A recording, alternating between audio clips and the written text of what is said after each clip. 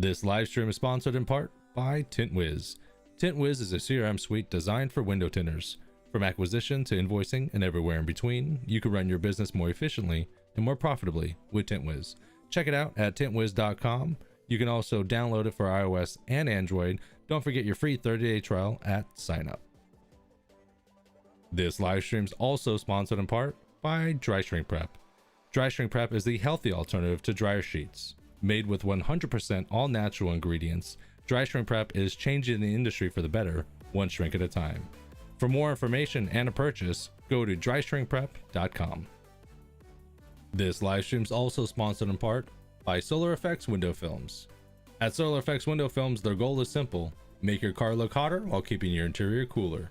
Their automotive window films are manufactured with the most advanced technologies available, which allow them to deliver a broad range of products to meet your needs. Check out solareffectswindowfilms.com and find out why they're the fastest growing film company in the US.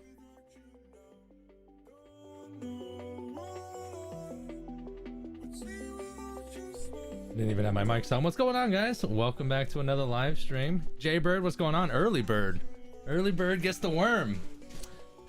Another live stream. Can you believe it? I'm doing really good. This is the third week in a row. It's beautiful. It's either every Tuesday or every Wednesday. I thought I wasn't even going to do anything today because I actually had work yesterday and I was going to do a live stream yesterday, and then like last minute someone called me in for a brand new 2021 Hyundai Elantra, and I ended up upselling. They were just going to go with my entry level film, and then I ended up upselling them to the standard film while using the heatbox demo. So that was a good thing. That was a good thing for sure. So welcome everybody. Today we're going to be doing a 2009 Ford F-150. We're going to be on location today. This was at a collision center out in Tampa. We are going to be doing a full R&R. So we're going to be removing old tint and then replacing it, obviously. So I'm here. And what was I going to say? Anything else I was going to say? I am going to be using the Wagner steamer. It's like one of my go-to window film removal methods besides sweating. I don't know why I didn't think about sweating it. You know what? There wasn't a lot of room. You know, I wasn't able to like get the car set up and then go ahead and put it out in the sun and get it all prepped and proper and then bring it back in and kind of switch it. I just didn't have that luxury. So I pretty much had it in one place and I just kept it there the whole time. So I'm here, bro. I'm learning how to use a plotter this week now, and I'm hand cutting all set. That's right, baby. That's right. I'm at a dealership now, 9 to 10 cars a day, 3 to hell yeah. Nice job, Jaybird. Nice job. All right, give me a second, guys. I want to make sure that I have everything all set up, ready to go.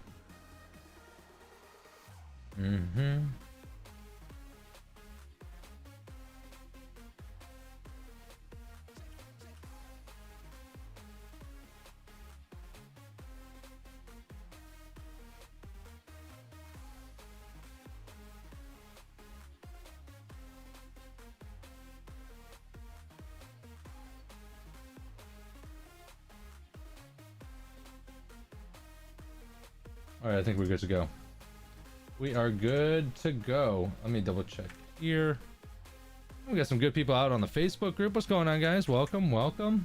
I got some people on YouTube and a couple other different places. So feel free. Again, if you guys are new here, my name is Patrick. I'm a full-time window tinter instructor and consultant. I basically go through how I tint my vehicles, my personal job, my personal business, Sun Solutions Tinting, and then I kind of go over how the process works and how I do it. Now I do stream this to my personal business page as well, so it gives the opportunity for my clients or future potential clients to be able to see how I work as well. Very open, very transparent. Throughout the process, you guys are going to see how I do it, whether it be using plotters at some points. I hand cut, I'll use film handlers, I'll cut straight out of the box. It really kind of just depends on what I'm feeling and how I'm feeling for that day and the particular situation that we're going to be in.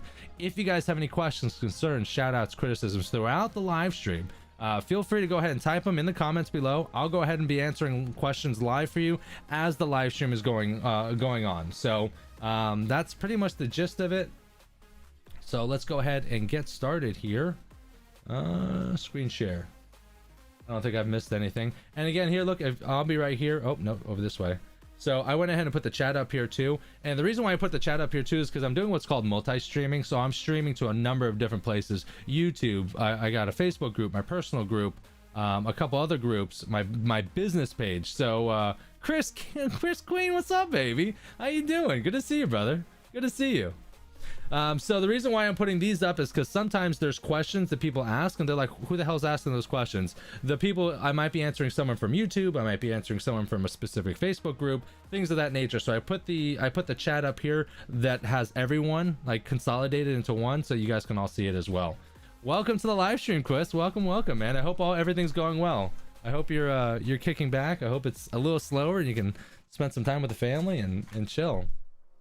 Ricardo, what's going on? How you doing? All right, guys. Let's go ahead and get started. Here we go. Recording. What's going on, guys?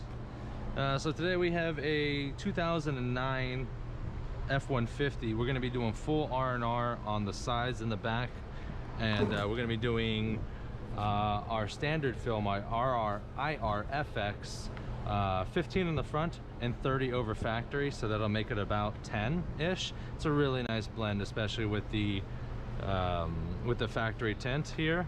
It looks really, really good. So first thing we're going to do is going to go ahead and remove all the old tint.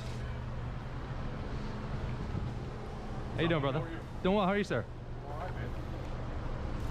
So there's going to be a portion of this live stream that I actually have to turn the audio off because someone in the shop turned music on, and I can't get like I'll get like a copyright strike. So I had to turn the audio off, but I'll still have background music here, be talking, but you just won't hear any of like the ambient noise, I guess, just for a little bit. A couple windows. All right, as you can tell, we are not in my garage, we are on site. This is actually a collision center. The owner actually reached out to me. This is the owner's car of the collision center. So hopefully we'll do a little bit of good work here. We might get some residual work from them as well from time to time. So let's see, got my Wagner steamer almost ready. Yep, looks good. Just gotta get the keys, turn the car on.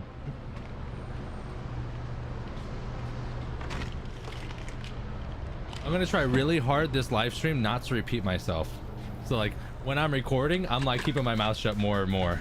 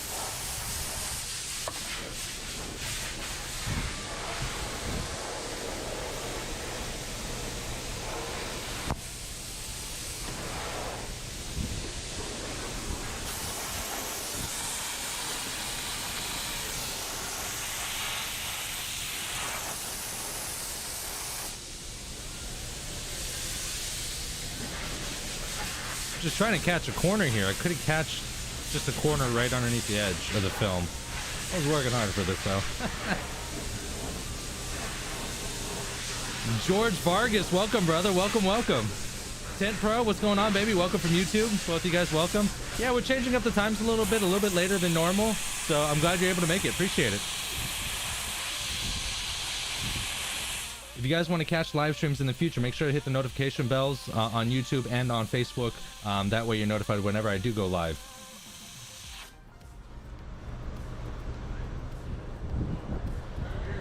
Trying to catch a corner here.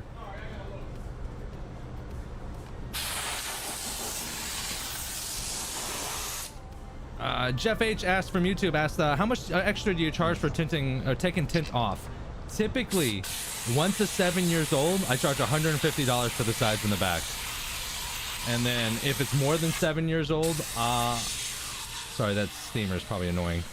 If it's more than 7 years old, I'd probably charge closer to $300 to $400 because there's a bigger chance that it's going to be a scrape job versus like something that peels off. Something that peels off like this, $150, we're good to go. But if the film is past this life point and I have to scrape it off, you're talking hours, and it's a dirty job, and I need to get compensated. So usually $300 to $400 because that's how much it's going to cost for me to do it because I'm meticulously clean with it. Most people decline it because they don't want to spend $300 just to remove film on their 10-year-old car. So most of the time I price people out, but if they want to pay, then they have to pay accordingly.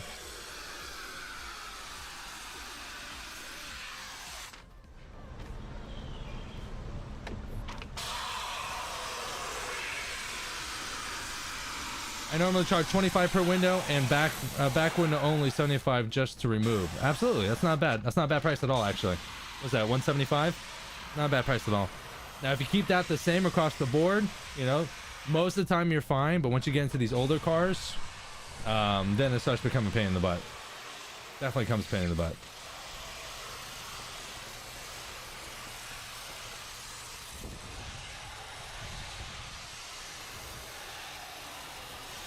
$350, $400, exactly. Jaybird asked the question, says, need help shrinking pre-cut window films, burning the bottom edge. Jaybird, try... I'm gonna lower this down because the steamer's kind of loud. Try not weeding. I mean, I don't know if your pre-cuts come already weeded.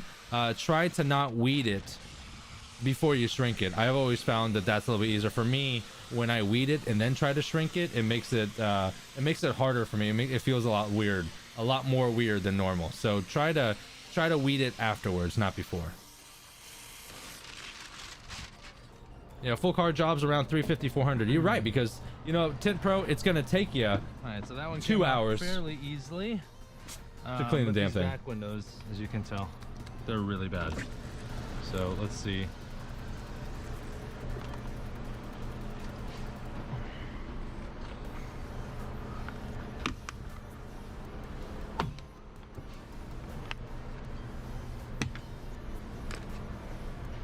Tiny little guy.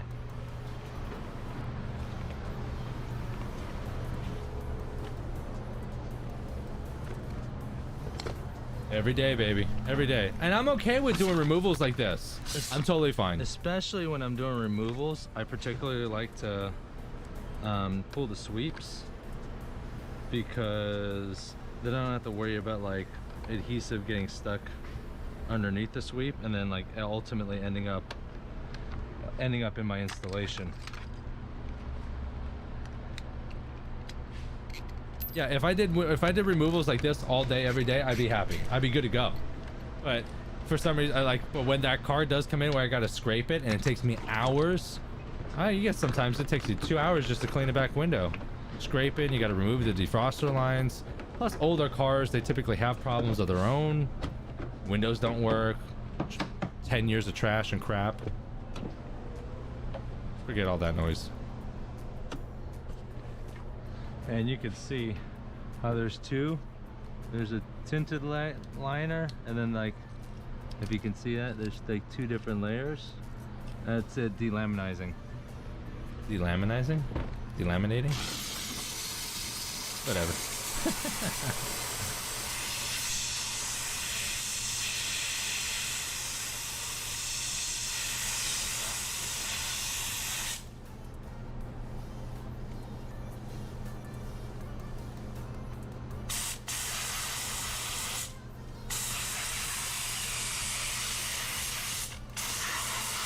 They burn you out. I believe it.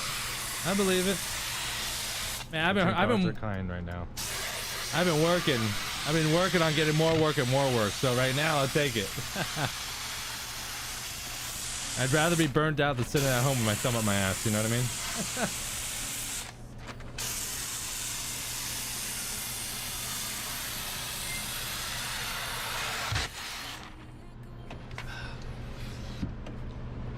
On the plus side, I do have 2 other live streams already coming in.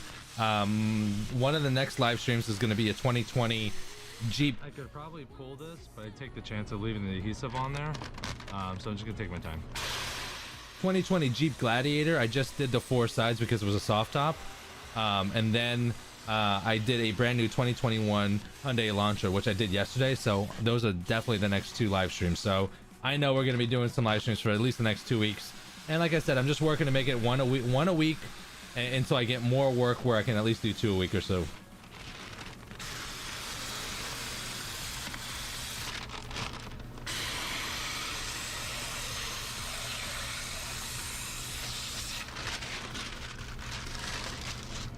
All right, what I'm gonna do is I'm gonna actually, because I'm trying to think of battery life, right? Because I got the car on right now, it's an '09.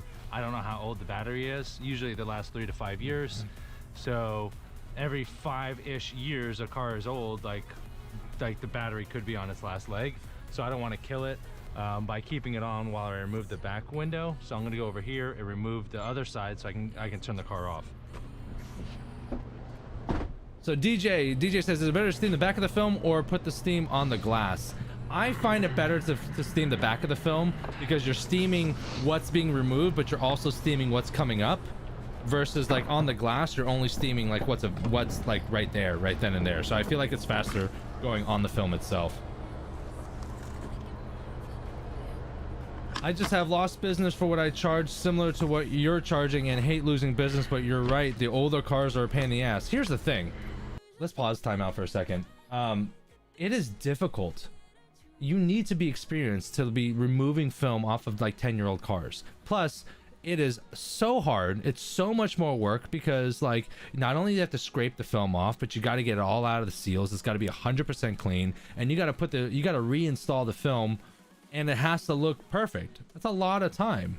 You know, if I was gonna do a half-ass job and the end result would look like crap, I couldn't churn out business like that. So it's better because I know how I am. So I know that I'm gonna take the time to do it right, but I know it's gonna end up taking me 2 or 3 hours to clean it correctly and probably another hour and a half to tint it. So I need to be compensated for that time. So it is what it is.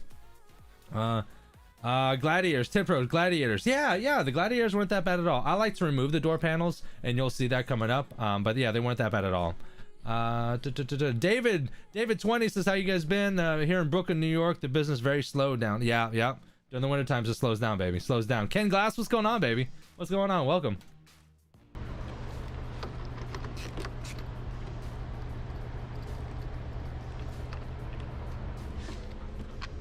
I try not to stop the live stream so I can answer the questions, but like if there's something going on in the video, I don't want to miss that to just answer a question. So I'll try not to take up too much time.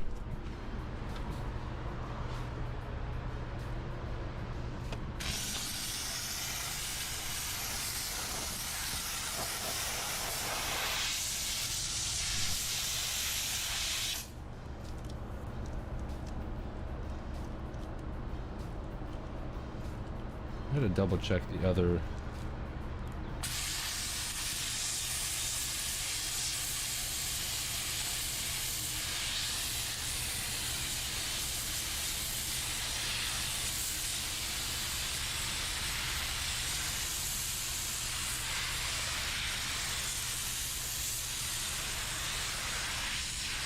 Sorry, window tinting business. I'm just looking now at your comments. I do apologize here. Jonathan says, hell of a steamer you got there. Yeah, J-Wise, what's going on, baby? Hell of a steamer. Love that Wagner steamer. I have the same one. They're on Amazon. Yep. For those of you guys that are wondering what kind of steamer this is, I got some questions over at the Facebook group, Window Tinting Business. It's the Wagner steamer. It costs about, I think about $120, $130. I did get it from Amazon. One of the best steamers. I love the steamer just because of the pressure and the steam. Like I've used like the $400 Jiffy steamers, and the Jiffy steamers blow ass because they just like piddle steam out. Like I hate using the Jiffy steamers. Yeah, this Wagner steamer that's $130, like literally almost a quarter of the price or 1/3 of the price, just destroys that $400 Jiffy steamer. So yeah, Tony, again, it's the Wagner steamer.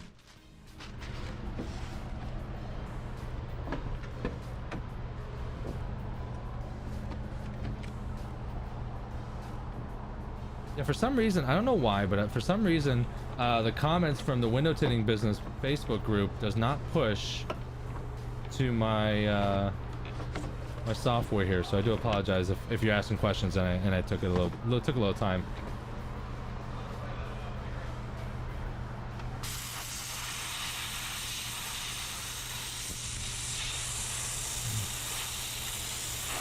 What Wagner steamer is that?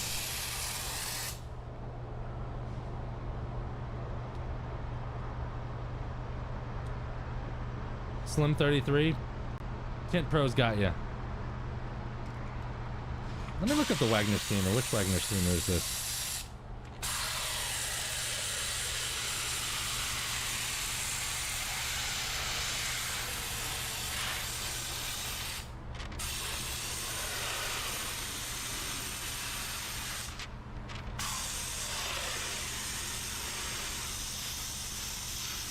Okay, pause time out because people are asking here.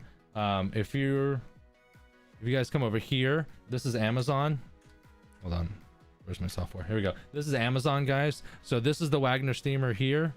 But then McCullen also has a variant of it that's also just as good. I don't know why it's so dang expensive. But this is the Wagner. Oh, yeah, this is the other version of the McCullen. The McCullen and the Wagner look very, very similar. But this is good. Not this one. Not this one. So about 125, 140, worth every penny, every single penny. I've never seen this one. I don't know. The only drawbacks of these is that they only hold 48 ounces of water and they only go for 45 minutes. That's the only drawback. Besides that, you'd have to refill it and it takes about 15 minutes to get the steam going back up. But it's a solid steamer. Here we go.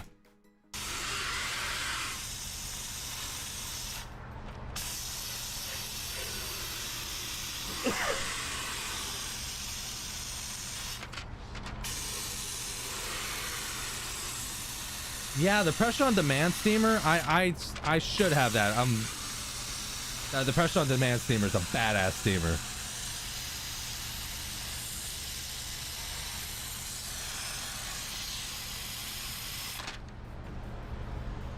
DJ, thank you. DJ says that's the Wagner 915. That's the model number, guys. Wagner 915. DJ, appreciate it, brother. Appreciate it from YouTube. Thank you.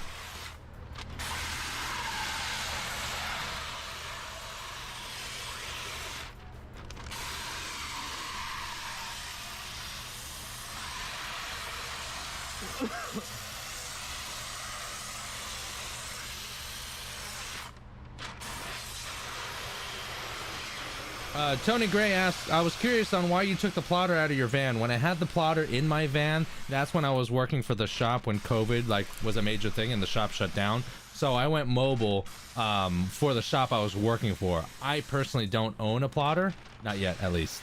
But when I do own a plotter, I don't think I'll have it in my van either. I think I'll pre-cut or something of that nature, probably, because it's cumbersome and I don't have like a high roof like full-size van. I have a Transit Connect, and with all the film and the plotter, that takes 2/3 of the room, and the rest of my tools takes another third. Like there's literally no room, so it's more cumbersome to keep the plotter and all my film in there. So I'll just, when I do get a plotter in the future, I'll just pre-cut it.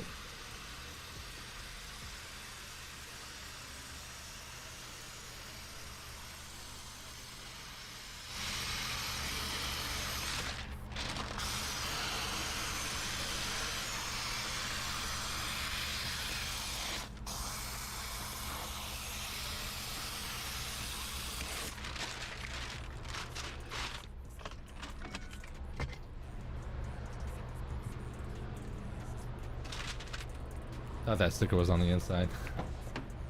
This Wagner steamer is awesome. I think it's about 125-ish. Ooh, I was right. Hairs.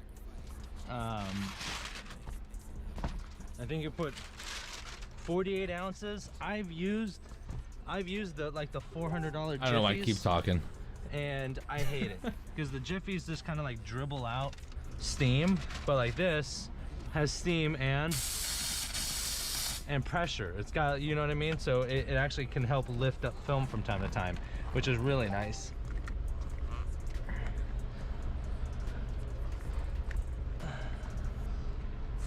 Try to move his head. headrests here.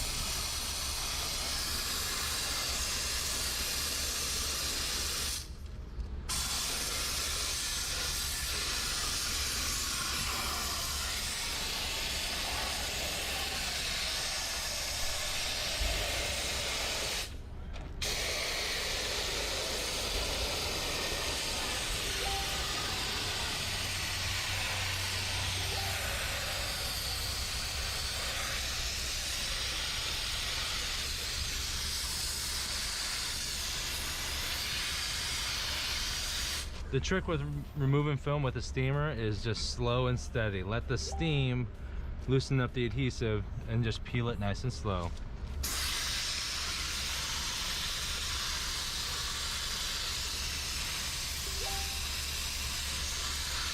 Because you're going to take the time either way. Either I go slow and take my time removing this like this, or I go fast here, but then I'm going to have to take my time taking a razor blade and scraping off all the adhesive. So I know, Jaybird. what you want to do.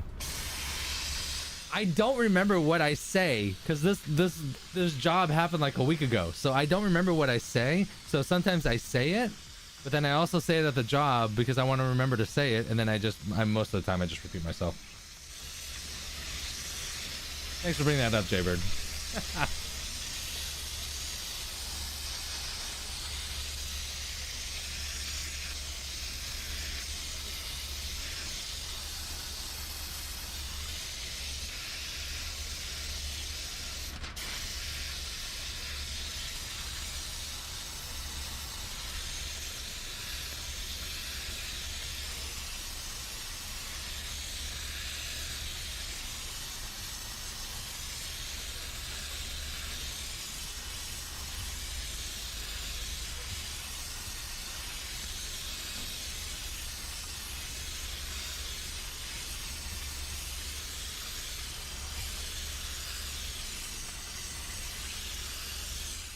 Tony Gray says, what's wrong with the tint you're removing? It starts to delaminize and was old and looked really, really shitty. It kind of hard to see on video, but it was delaminizing here.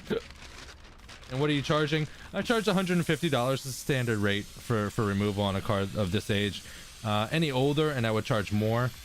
What I would do really is, if I was on the fence and thought the film was bad, I would tell them like the more expensive rate, like the $400 rate, $350 rate. And if I get to the job and it starts doing this, then I'll actually revert and tell them that it's going to be 150 because I don't need to like sit there with a razor blade. So, but I always cover my bases just in case. I tell them it's the more expensive one, but I also tell them that if it comes out easier and I don't have to scrape it, then the price goes down. So that way it's not a surprise to them. Because if I go there and say it's 150, you know, if I'm steaming from the adhesive side or if I'm steaming from the inside, is there any better difference? I think steaming from the inside here, the film side, not the adhesive side, also preps the upcoming film. Here, you're just literally just removing what you're doing. But I think this way, not only are you removing that, but you're also preheating the upcoming film.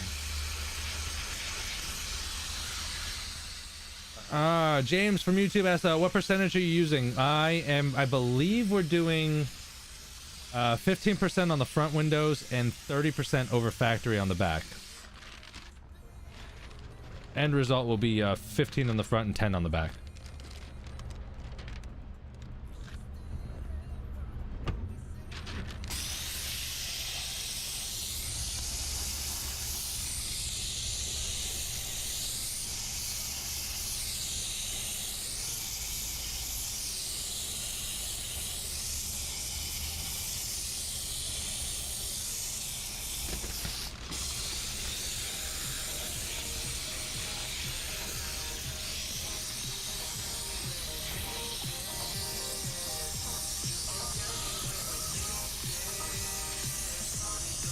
It gets a lot better when you don't hear the damn steamer the whole time.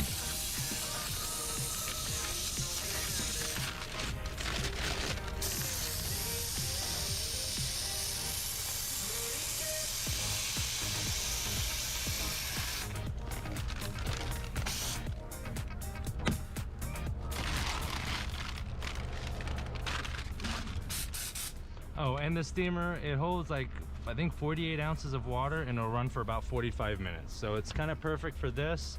But from time to time, you're gonna have to stop and refill it. And it does take about 15 minutes for the new water to get going. So it's like this. If you do get this version, the Wagner steamer, then and then just make sure you don't overfill it, because if you overfill it instead of steam, you're gonna get a stream of water until the water level is low enough that it could just be steam. So fair warning. But besides that, we're all removed. Looks good. That didn't take too long. We started at 24 minutes to remove that. Not a bad time. 23 minutes.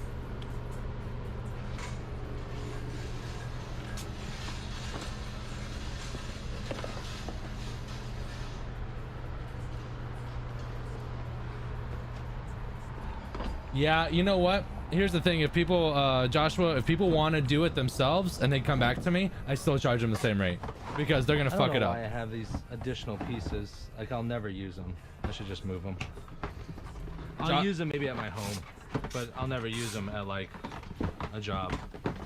Joshua, because like when the client removes it itself, they end up jagging up the edges. They leave all the adhesive. Some extra water, just in case the steamer needed more juice. And explain to people that it needs to be 100% removed, and it's going to take time. You know, they decided to not get the film replaced after 12 years because it looks like dog shit. It's going to take time to get it done correctly. And if they still don't want to do it with you, it's not your clientele, brother. Get this film out of the way. Maybe just leave it. That looks good. What I've been trying to do is take more pictures of me as I work and in progression. That way I have stuff to post on my Facebook business page, or maybe let's say I am doing a short video and I'm doing some like B-roll. I can use that as well. So I've been trying to do more of that. Pause timeout just to let you know. So I have been taking more before and after pictures and whatnot. Not only have I been adding it to my business Facebook group that like a lot of my clientele know, but I also been updating my Google My Business, and it has been a game changer.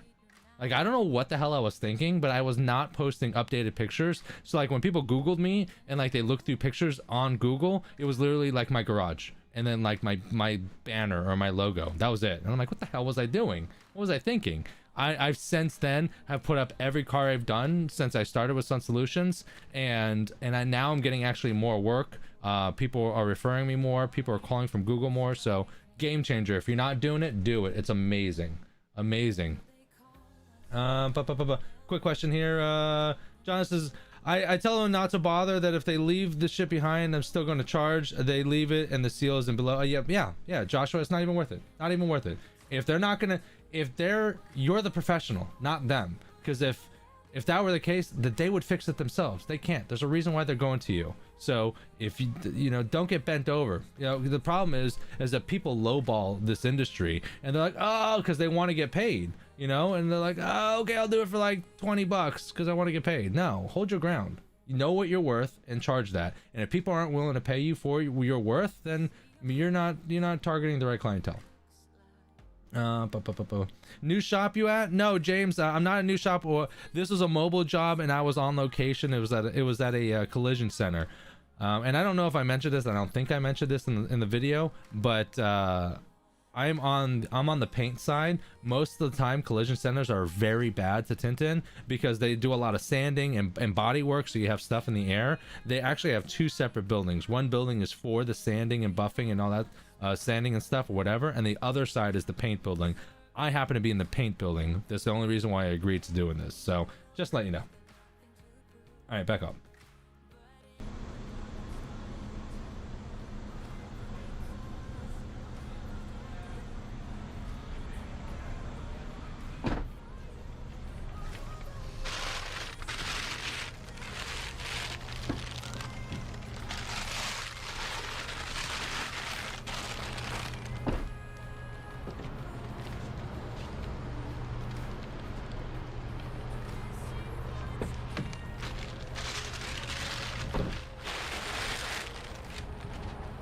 Joshua, ain't that the truth, man? People don't know. People don't know.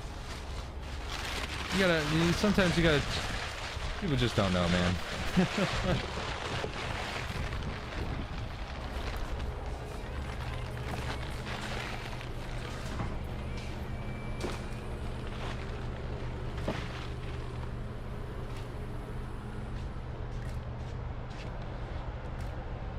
Alright, so no joke, I've been setting up a film handler, and I personally like it. Does it take a little bit more time? Yes. Is it 100% necessary? Absolutely not, because this is like an extra $1,000. Just the film handler alone's $800, $850. So plus a couple hundred for the ladder and whatnot, you're looking at about $1,000 just to be able to handle film a little easier.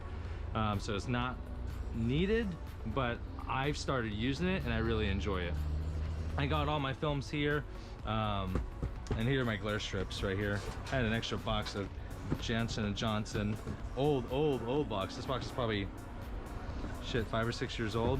We're not even doing a glare strip, but like I try to bring like a glare strip, which I don't even know why I did that, because I have 20-inch rolls here and a film handler. I can cut a straight edge, so I don't even know why I brought this. Just contingencies, I guess. So yeah, that glare strip is a 12-inch wide glare strip. It came off like a 24-inch wide roll, and I had them cut the 24-inch down to 212s. It's great for glare strips, by the way. Okay. James asked from YouTube, are you pre-cutting this or hand cutting this? I am hand cutting this, and I'm using the film handler to help me. Have to educate the public. You're right. I mean, there's not a lot of information in regards to like basic knowledge for window tint for the general public. Maybe something I should. I've been saying I want to get into that for years, but it's like, I don't know.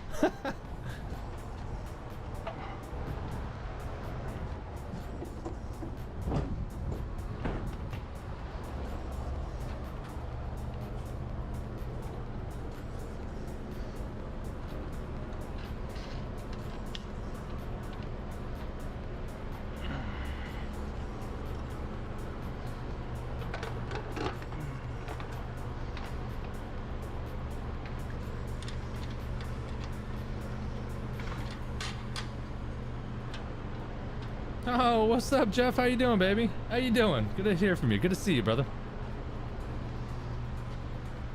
Love that toolbox. So we're gonna be doing 15 in the front, 30 in the back to make the back like 10. So I'm gonna grab, and I gotta do better at this. I'm going on these mobile jobs, and like I only brought my standard film, right? But I have a gentleman here that asked for a quote for his car, and maybe the standard might be just outside his budget, and I maybe would have closed on a on like an entry-level film, but I didn't bring my entry-level film. But look, I was being optimistic. I brought all my films for front windshields, but it looks like he already has it done already. So here's our 30%. That's what we're gonna put on the back. And here is our 15 that we're gonna put on the front.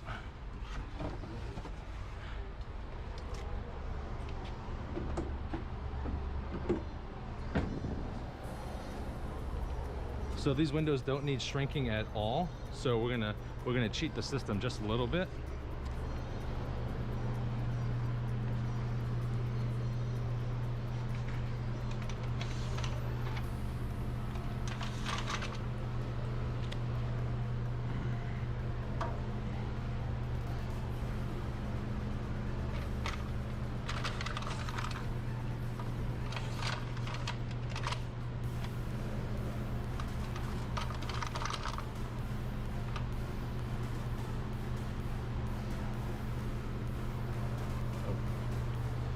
Got 2 and 2.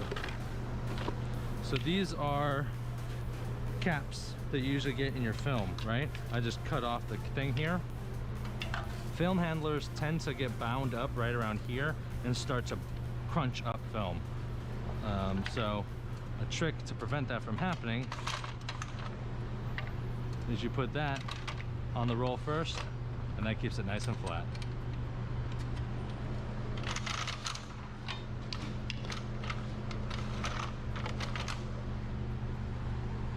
Good question. James from YouTube says, is it true that window tinting slows down in winter? Yes. If so, But why does it? It minimizes waste for me, so I don't care. I don't care. So that's a good question. I'll go ahead and answer that real quickly before we move on here. The question is it true that window tinting slows down in the winter? If so, why does it? Window tinting slows down during the wintertime for a number of different reasons. Number one, the wintertime is cold, right? So when it's cold, like, people get window tint because it's hot in their cars, right? And so when it's cold and overcasty and the sun's not hot, then you're not thinking about window tint. If it's not sunny, like usually it's like snowy or rainy or not very good weather, if you're not squinting, you're not thinking about tinting. So that's another reason. Also, during the wintertime, the industry goes off of like is affected by normal things throughout like life. It's like 4th of July weekend, it'll dip down. Back to school, it'll go down because people are spending money on other things because they need to spend money on like back to school stuff. They're going to need to spend money for costumes for the kids for Halloween. So Thanksgiving, people travel, so they need to save money for that. December, it's Christmas. New Year's, it's they spend the rest of the money on the 1st, on New Year's Eve. And then pretty much people don't have money until tax time. That's why tax time is like the start of the busy season, because people boom. And also during tax time, right around February, March, the sun starts coming out more, it starts getting warmer, and then you pretty much work through the summer. So it has its highs and its lows. There's the peaks during the summer times and the lows during the winter times. So it's really, really important to get your money when the money's good, right? So you got to work hard during the winter or the summertime. Spring and summer, and then it starts to dip a little bit in fall and then really drops down during the winter time. So you need to keep in mind to put money back spring and summer to get you through the winter. Put your nuts away for the winter. Very important. Very important. The people that don't do that, that do window tinting, that are new to window tinting, and they don't do that, they'll be window tinting from spring and summer and blow all their cash because they're like, hell yeah, we're making money, blah, blah, blah. And then winter time comes and they got to go get a dishwashing job because there's no money coming in and they're forced to do that. So be smarter than that.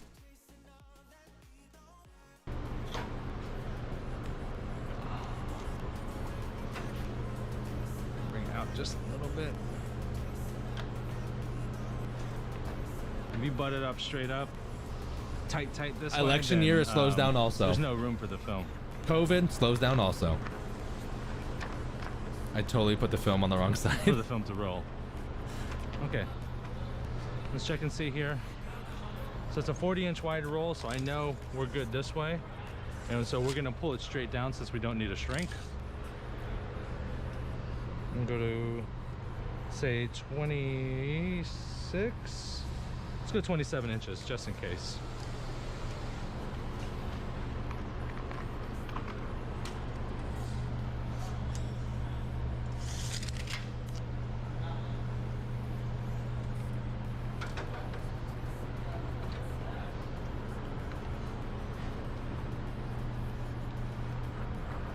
Boom.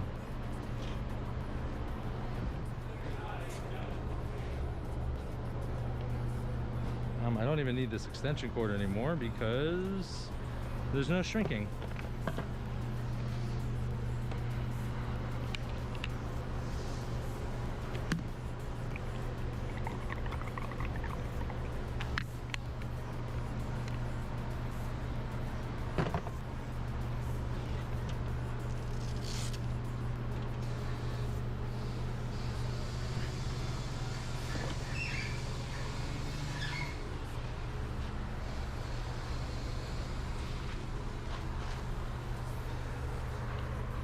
I say for 5 months for the winter, I don't even quick spritz. have to work, so I just take small stuff. Exactly.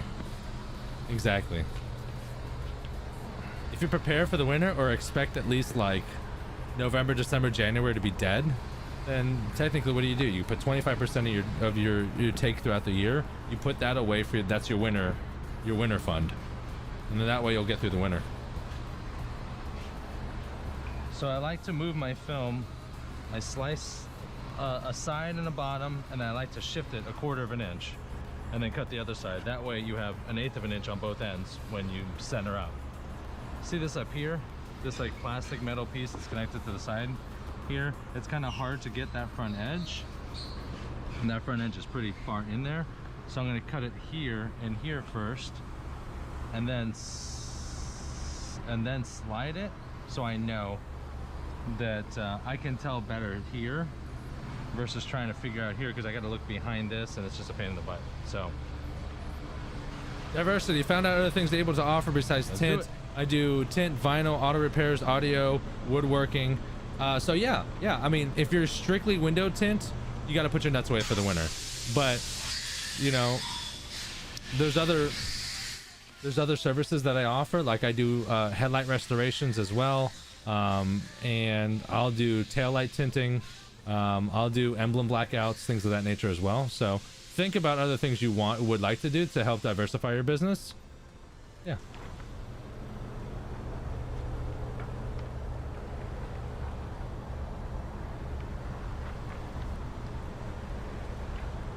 We'll see how the wind does with me with this door. If not, they said I can close the door, so.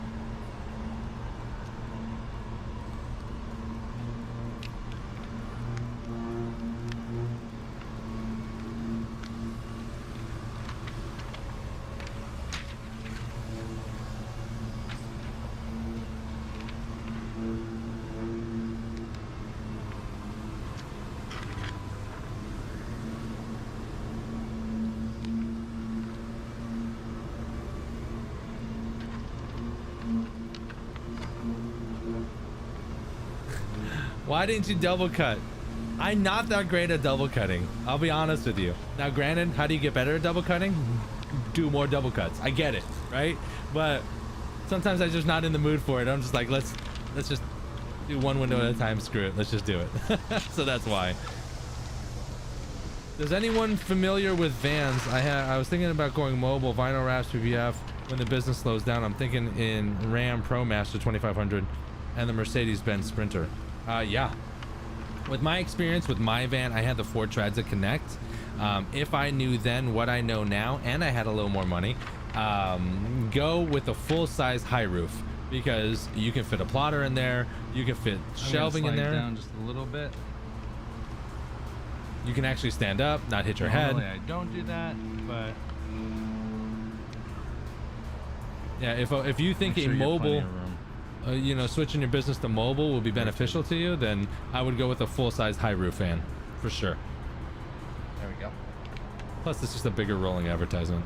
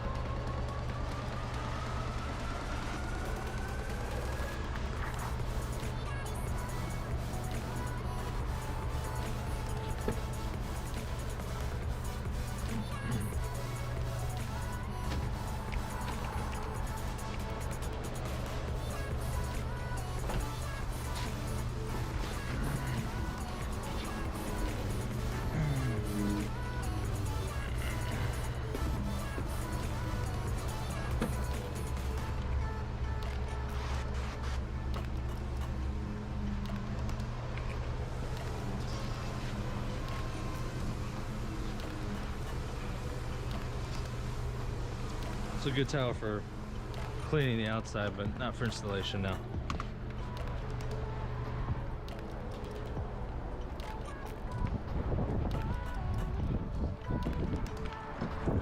Get a few fresh towels here. 2, 3. That should be good.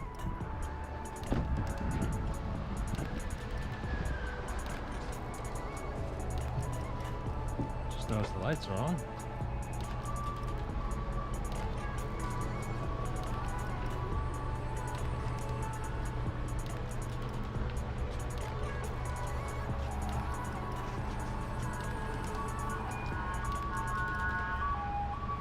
This is the only window I saw the tiniest amount of adhesive.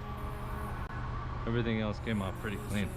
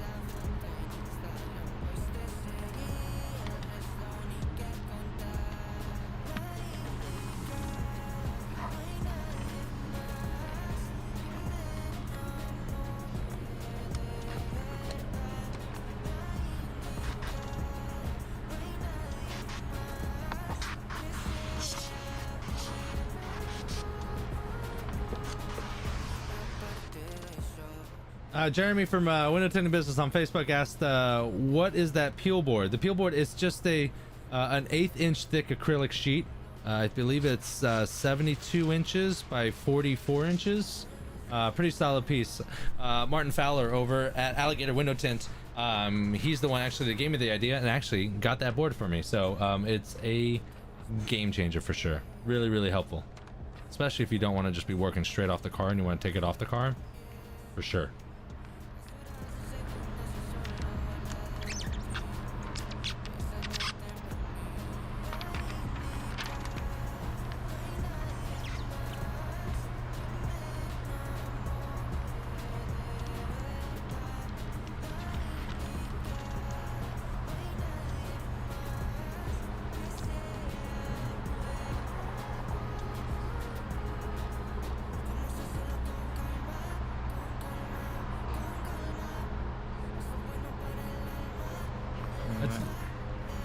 Michael says I took a page out of Mike Sanchez's book and just cut on one side and not double cutting. That works. Whatever you feel comfortable with.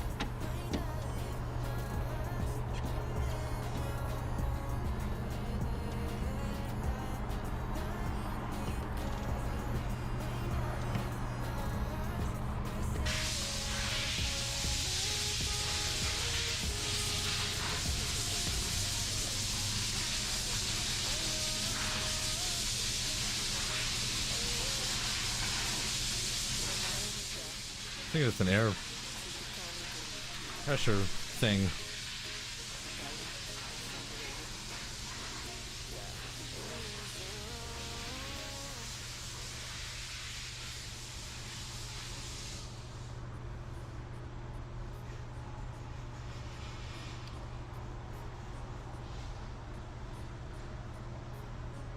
The gap wasn't really even, it was a little smaller on the top, so I'm just adjusting it slightly. Like little shit like this. Like look at how small this sliver is, and I'm like, I'll just trim it just a little bit. Like no one would ever notice, but I do. This is why it takes me so long to some cars sometimes. It's much more uniform.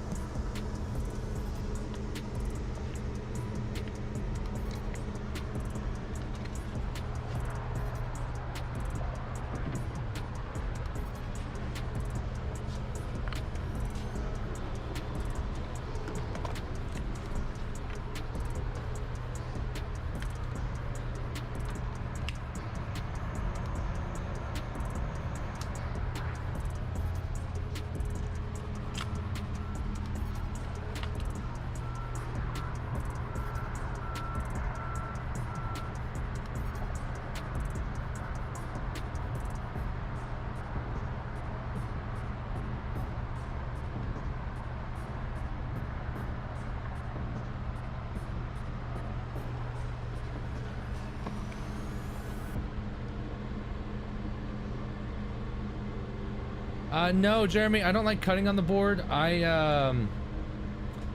Jeremy from Facebook asked no cutting on the board.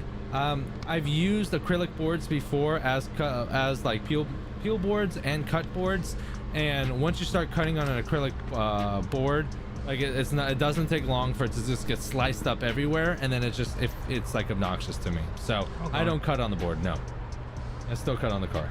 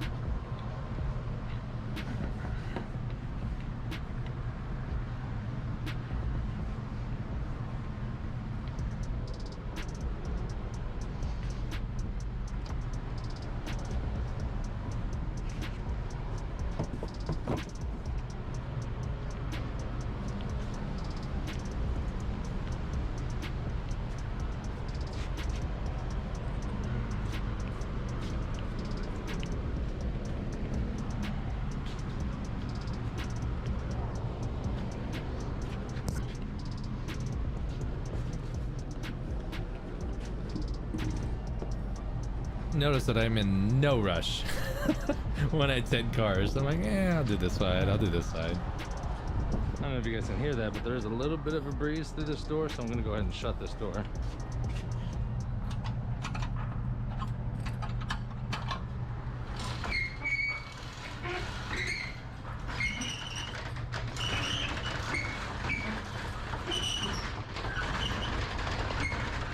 Just right there.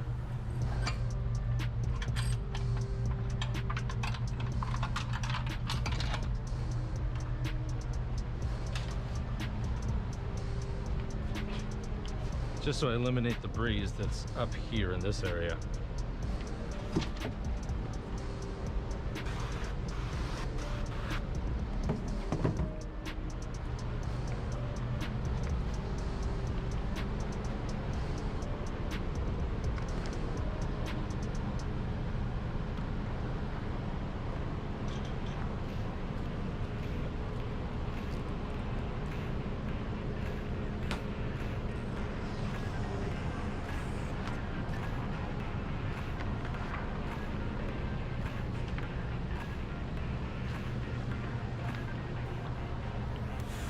Since these are factory edges on my left and my right, technically I could just line up here.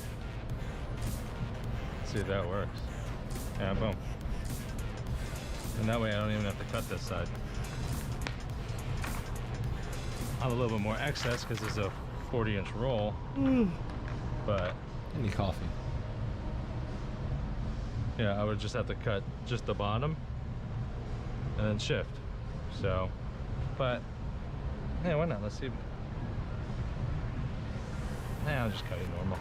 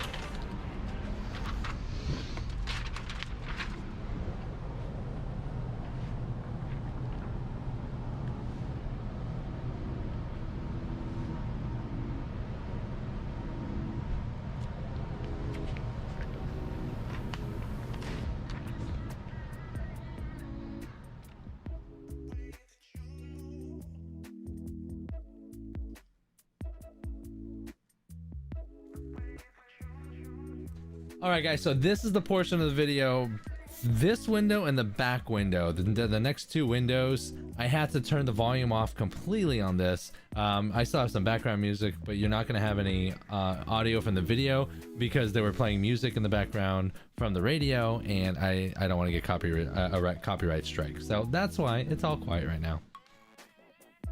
If you have any questions, let me know.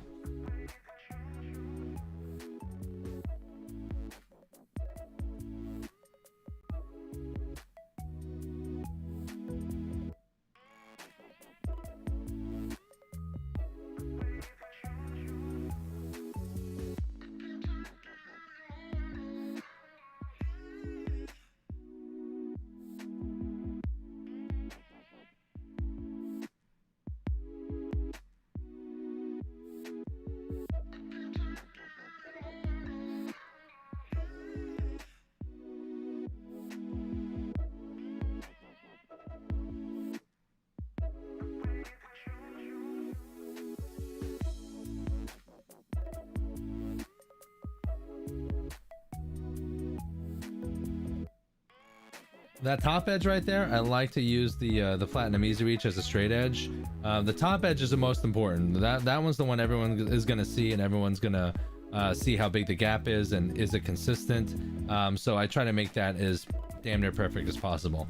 The sides and the back, it really doesn't matter because you're cutting bigger than the window is, so it'll be hidden. The edges will be hidden, so it doesn't have to be as beautiful.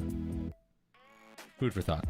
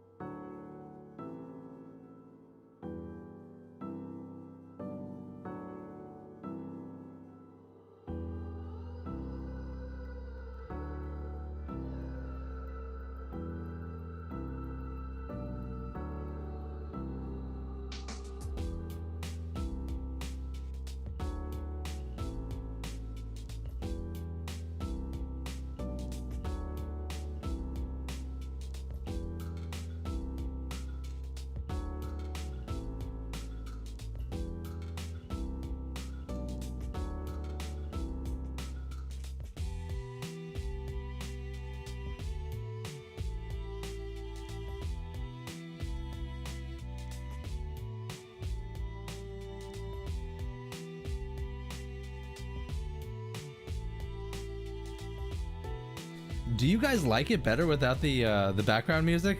Because, or not the background music, but the like the ambient sound? Because the viewership has actually increased since the audio went off and it's just background music. The Fuzz, what's up, man? What's the difference in Carbon FX compared to Vintage series? I believe it's the warranty coverage. Let me double check here.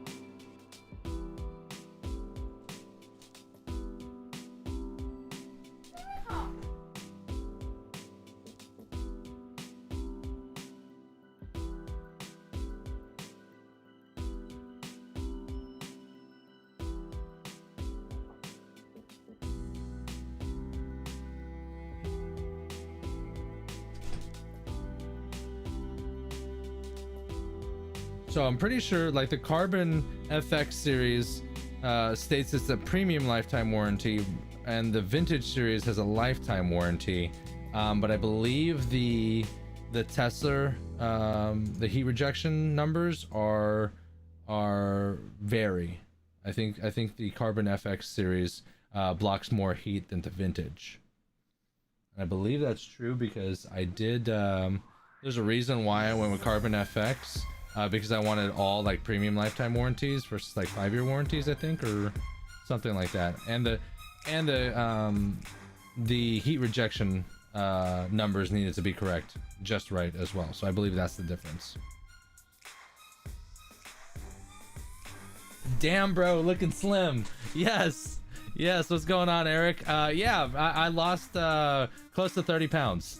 So I've been Fat Pat is now out, and I've been eating well. I've been training Taekwondo 3 days a week, lifting weights the other 2 days a week. I run a mile every morning 6 days a week now. I've been on a different regimen, you know, just trying to eat healthier and be more fit. So appreciate it. It's chill, DJ. I like it. Without, people are liking it without. Okay. My face got super slim. That's right. Yeah, because Fat Pat is gone, guys. Okay, I'm actually right now I'm on track to be in the best shape of my life.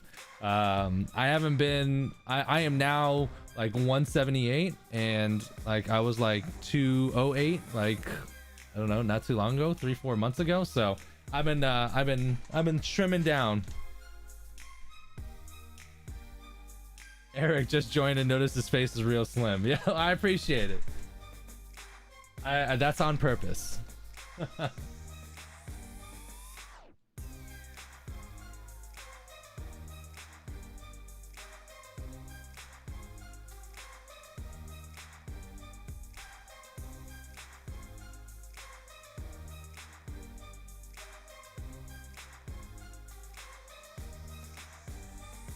Sergio says, I feel like I'm in a doctor's office. Sorry, bro. Again, if you guys are just joining us, the reason why I don't have any of like the background or the audio from the video is because there was an employee at this collision center that I was working at. They threw on like a JBL speaker or something like that and was playing like radio music, and I can't play that without getting a copyright strike, so I have to turn the volume down on that. So that's why you're just hearing here. So it'll come back in a little bit though, so don't worry too much. DJ, keep up the good work. I appreciate it, brother. Thank you. Appreciate it. Okay, the Fuzz asked, can you explain to me how warranty works? No one has ever given me a small rundown on it and how it works. Okay, well, it's pretty simple. Warranties, window film manufacturers will give warranties depending on the film. Sometimes it's a 1-year warranty, sometimes it's a 3-year, sometimes it's a 5-year, sometimes it's a lifetime warranty. And you have to keep you have to be clear in regards to what they mean in regards to lifetime warranty, because sometimes lifetime does not mean the life of whatever, as long as forever, right? Sometimes like window film typically has a lifespan of 7 years. So when some people say lifetime warranty, that warranty means for the life expectancy of a film, so about 7 years sometimes. For me, warranties need to be at least 7 years. There's a reason for that, and the reason for that is that most warranties are non-transferable, which means that as soon as they sell the car, the warranty is now void, null and void, and that cannot be used. There's only a few films that allow you to transfer the warranty, but I don't use those types of films. 7 years is the sweet spot, because the average person keeps their car 6.5 years. So if a film can last at least 7 years, statistically, it will outlast the length or the time that the owner will have that car. And by the time the film fails, statistically, it'll be by the second owner, and the warranty won't be void anymore. Most of the time, what manufacturers will do is that it can't be installer error. It has to be a film failure. It has to delamination, bubbling, peeling, fading, adhesive failure where you see the bubbles. If it's something like that, then that would be covered under the warranty. Now everyone's a little bit different, so you got to read your manufacturer's warranty, because everyone has their specific warranty information and details. But if that's the case, then you let your manufacturer know, or you put in a warranty claim in on it, and everyone's a little bit different. Some people will give you labor costs plus the full retail price of the job. Some people will just give you just the retail price of the job, and you do the removal yourself. But they don't give you actual money. What they'll do is they'll give you a film credit, which is good as money, because you're going to spend the money on film eventually anyways, right? So the trick is that you don't want to have a business. It's best to not have it's better to not know what your warranty claim is, right? Because that means you're not processing any, which means that it's not a problem for you. You don't want to like really extensively know your warranty claims just because you do it so damn much. If that's the case, then that's probably not the film you want to be using. So Daniel Reyna, what's going on, brother? Welcome to the live stream, man. Welcome. So yeah, the Fuzz, I hope that answered your question.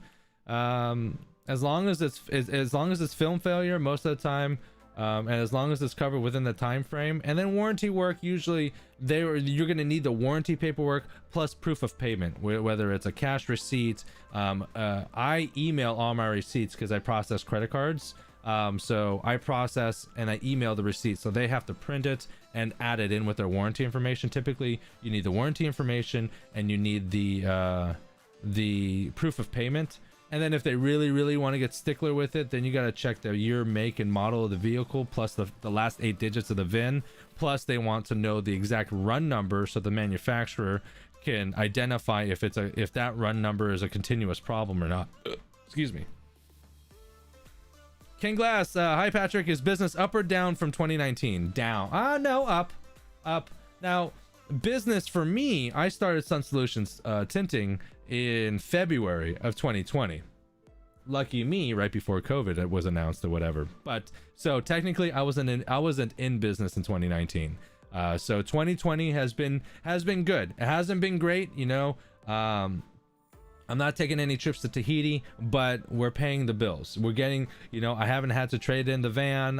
You know, we're getting enough work to get things covered and get things done. You know, so I'm optimistic for 2021. Very, very optimistic. It's difficult when you first start a business, for a number of reasons, mobile businesses included, is that you don't get any foot traffic, right? So you have to include a budget for advertising, and if you don't do that, the second you stop advertising is the second you like, especially when you first start, is when you stop getting business coming in, because you have no foot traffic business, right? Like, it's going to take some time for you to get work in, and then those works to get referrals in, right? It's going to take time for you to build up your Google reviews. Like, Google's a big thing, but whether you use Google, whether you use Yelp, whether you use whatever, it doesn't matter. It's going to take time for you to build up those reviews. You're going to have to ask clients if you can ask them please and thank you. If you can take a moment to leave a review, it would really help, things of that nature. I'm starting now to start seeing it. I've been keeping up lately. I've been keeping up with the pictures, keeping up with you know, just before and afters of my work, and really been diligent about asking clientele to say, listen, you know, I've been doing this for 6 years, but I just started the business last year. So, you know, if you could leave me a Google review, that'd be amazing. That'd really help me out. Really appreciate it. Something like that, and people are more than happy to drop in and throw a Google review, especially if you're doing good business and good work for them. So, love that van wrap. I absolutely love that van. Absolutely love that van. You know, hindsight 2020, if I had a little bit more money at the time, I probably would have gone with a full-size van and the high roof. But I think personally, for what I want to do, I think a brick and mortar would be best for me, for my personal situation, because I manufacture and run dry shrink prep. I do all the distribution. We just started selling tools, installation tools over at Dry Shrink Prep. We're selling soak shields that are coming in very soon. I obviously do live streams. So like this live stream, it's pre-recorded, and I'm here in my studio right now, and that's pre-recorded about a week ago.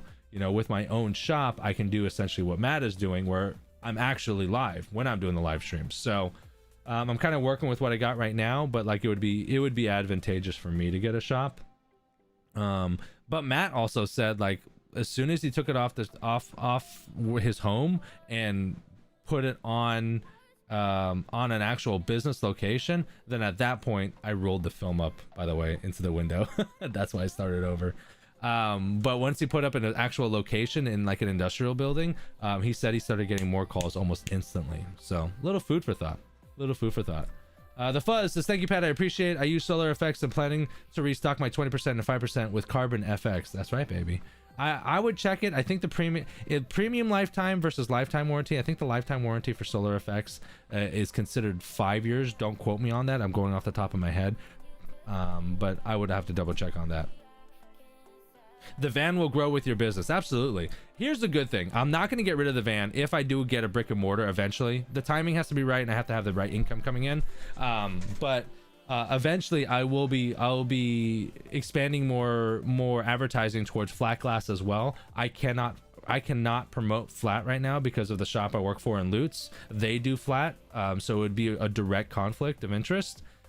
So eventually, if I get my own place and do my own thing, eventually that might happen, and then I can offer flat and automotive, and then just be a little bit more diverse in regards to window film.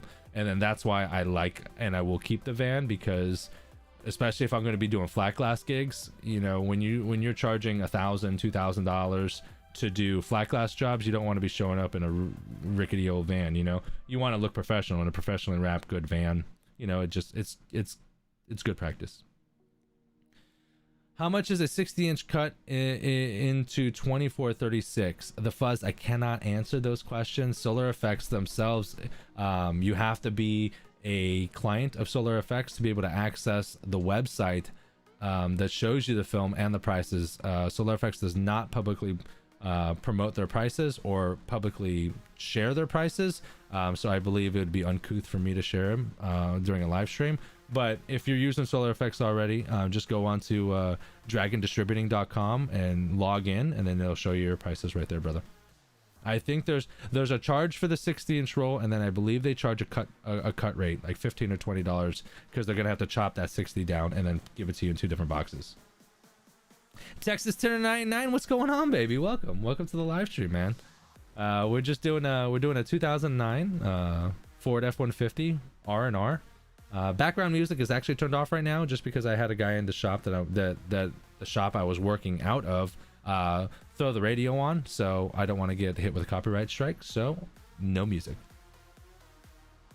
Great ethics, great karma. Hey DJ, ain't that the fucking truth, man? Come on. That's me. That's how I am.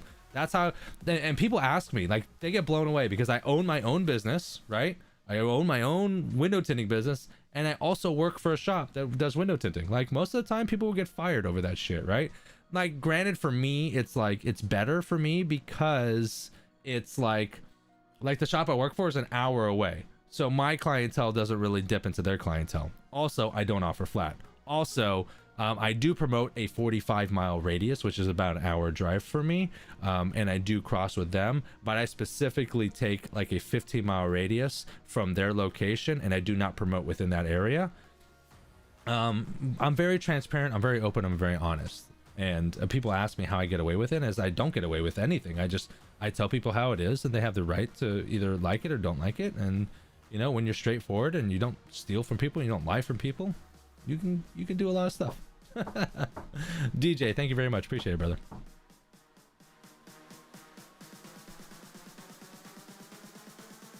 Uh-oh.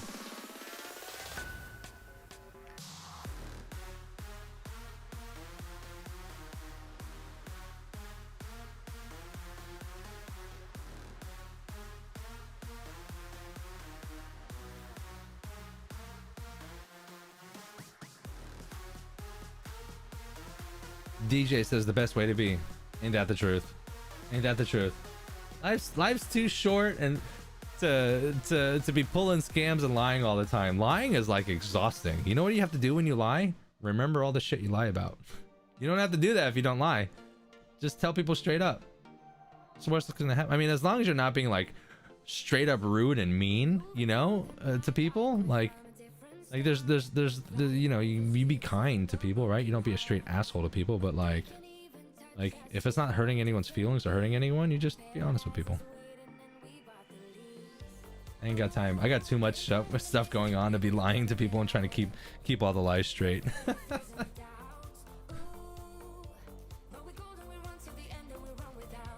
I think I do explain how to cut this window too, by the way. The back windows, they stay to the front, so they open up like the old, like I know I'm gonna repeat this, like the old like Chevy Denali or Yukon Denalis, and I can almost guarantee I repeat that same one.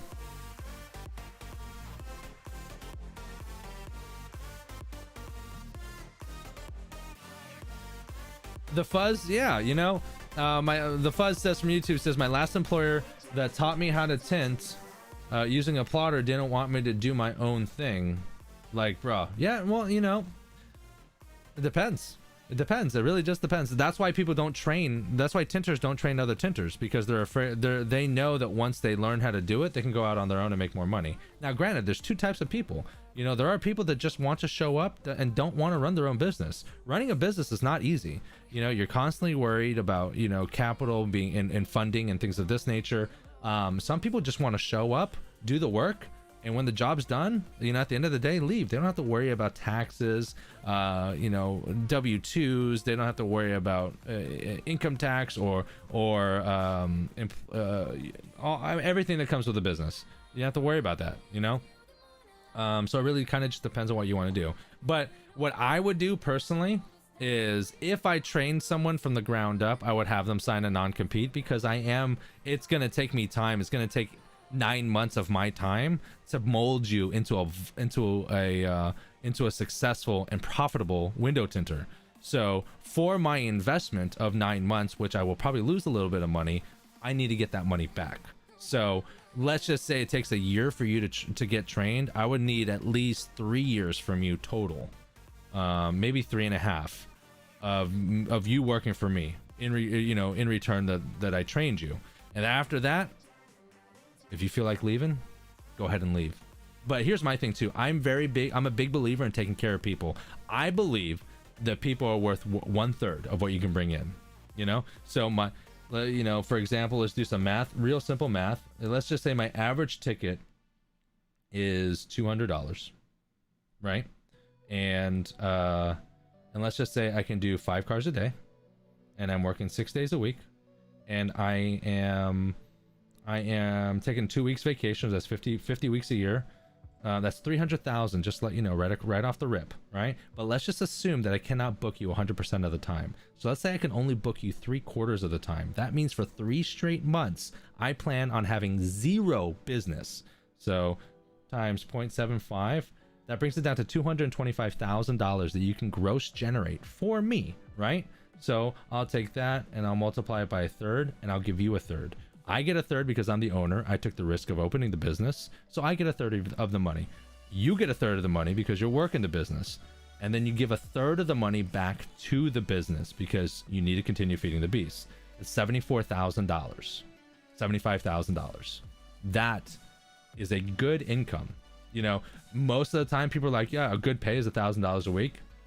That's absolutely no. Divide that by 52 weeks, 74,000 and change. You're looking at a little over $1,400. A little over $1,400 a week. It's almost $75,000 a year. That's good money. I don't give a shit who you are, right? So the trick, if you guys want to know the actual trick on how to keep your employees, if you're a shop owner, is make sure that you can get at least 1/3, and they can generate at least $250,000, right? Because that way you can afford to give them 1/3. If you pay him $75,000, there's a very good chance that if they end up going out on their own, they're going to have to take a $20,000 pay cut just to be able to work on their own. They might make 50 grand. Most of the time, people can't afford to take a $20,000 pay cut. So what does that mean? They stay with you. So if you want to keep employees, pay them, and pay them well. Good luck.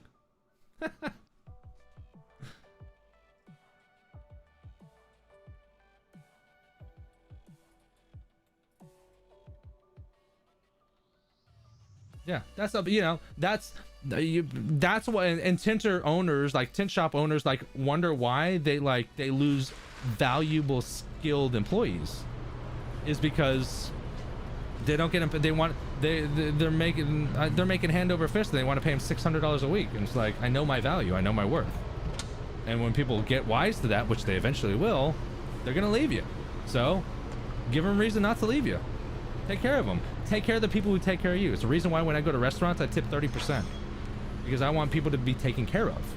You know, it's not a job. I'm going to be offering someone a career. You know, I'm the type of person that I want to build a family ecosystem within the business. I just don't want an employee. You know what? I want someone that I can trust, I can shoot the shit with, that they enjoy coming to work. That's the kind of environment I want.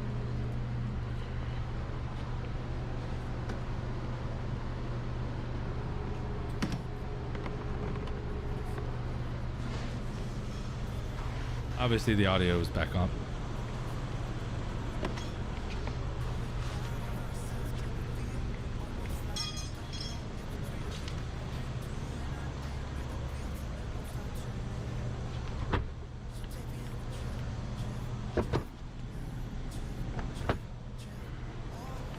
Double checking, making sure the camera's on.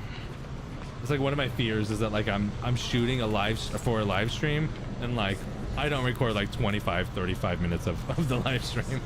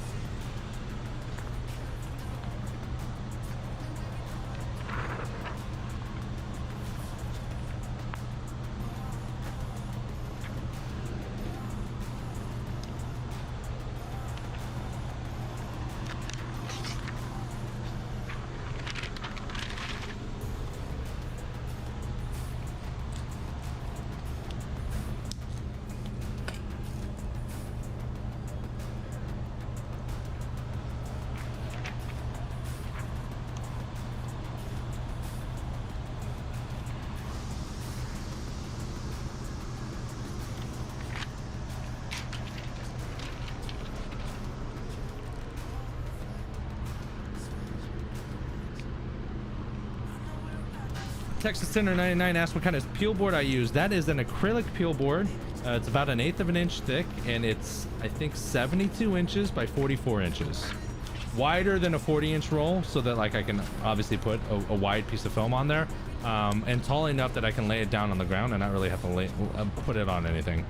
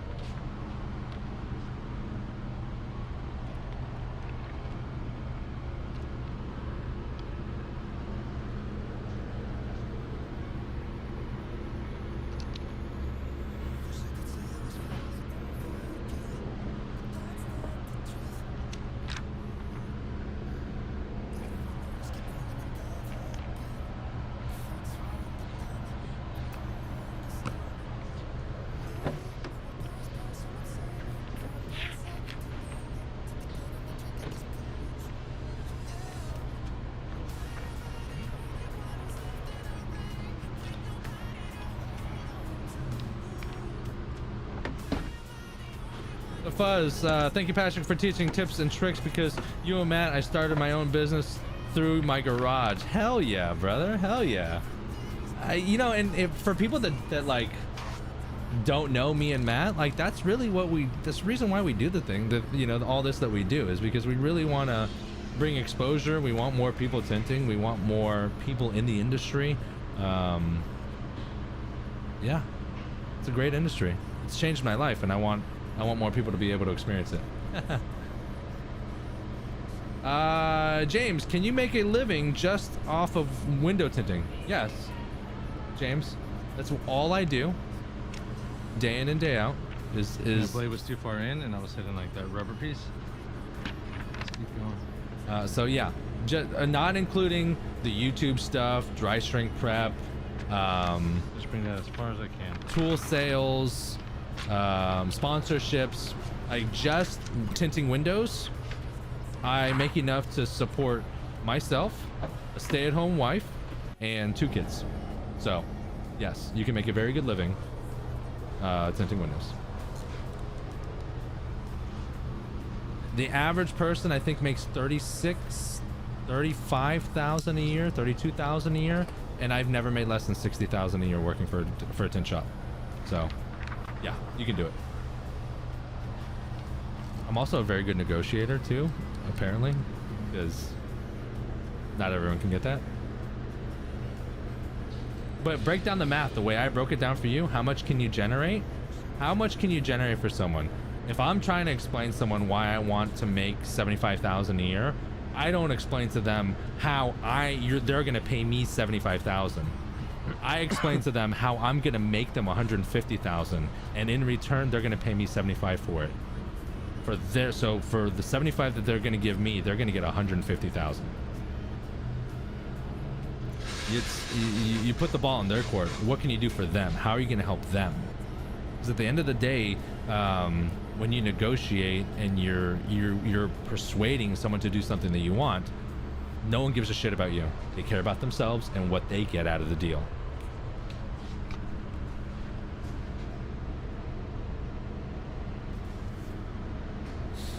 For those of you guys that are here, I really do appreciate you guys joining in. I know last month was a really rough one. I didn't do a live stream all month. Situations changed where I had to kind of change what I was doing and how I was doing things.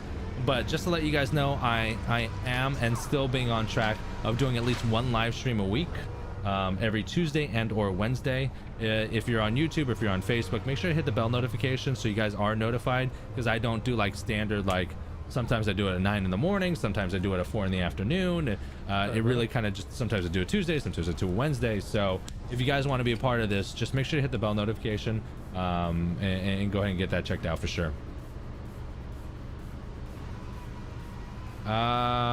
What's your opinion on using black and white Sharpies to trace the edges? I would do it on like a very hard front quarter window where there's not enough room, and to edge that out. But to do it for a window, I think is a chicken shit way to tint windows. People that use Sharpies on the windows like that and then cut it out afterwards is because they're afraid to cut on a car. Don't be afraid to cut on a car. Learn how to do it correctly and you won't cut a car. That's pretty simple. You know, cutting with a Sharpie or trying to trace out with a Sharpie and then taking the time to cut that out takes longer than just learning how to cut on a car correctly to install. So it really just depends. Do you my app for hand cutting a car, it takes me around an hour and a half. Like this whole car, to remove all 4 doors and the back door and to retint everything was an hour and 49 minutes. And I can show you here, look, see right down here, 1 hour 49 minutes 58 seconds, so an hour and 50 minutes, right? So less than 2 hours, and I did this, right? And it was 25 minutes, so about an hour and a half to hand cut this car, right? If you want to take 3.5 hours to hand cut the car, use that Sharpie shit. That's my honest opinion. Now again, there's 1,000 ways to skin a cat in this industry. If the only way you feel comfortable is using a Sharpie, then who the hell am I, right? If you're fine with tinting a car in 3.5 hours because it normally takes you 6, who the hell am I? Some people like red dots, some people like alphas, some people like hand cutting, some people like plotters, some people like glass boards, some people like acrylic boards, some people like mobile, some people like brick and mortar. This industry is so fluid and so versatile, and there's so many ways to do this industry and do it correctly. Like, it's not like I am not like the end all be all. Like, my opinions, I give you my opinions and I try to teach as many different techniques as possible, and then you come up with your own opinion and what works for you. And when you find that, that's my goal. I want you to find your way and your path.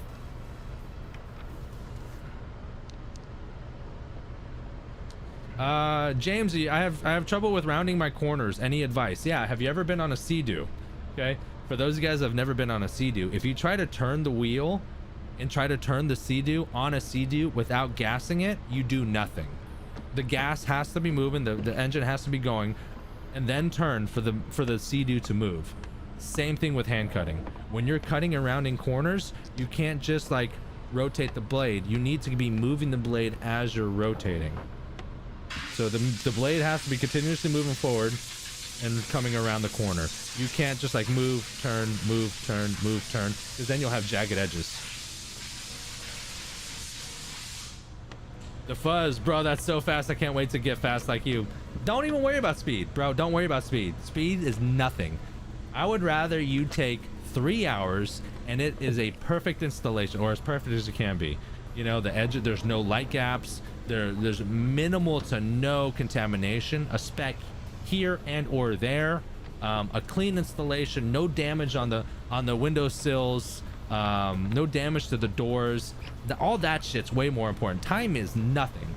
Time, you know where you get time from? Time is a byproduct of experience and repetition. You do enough cars with enough experience, and your time, I promise you, your time will get faster and faster and faster and faster.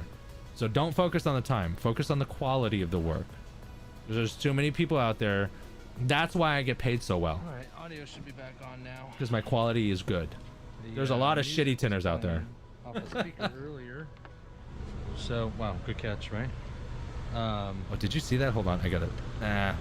So I had to turn off the audio because I don't want to get demonetized.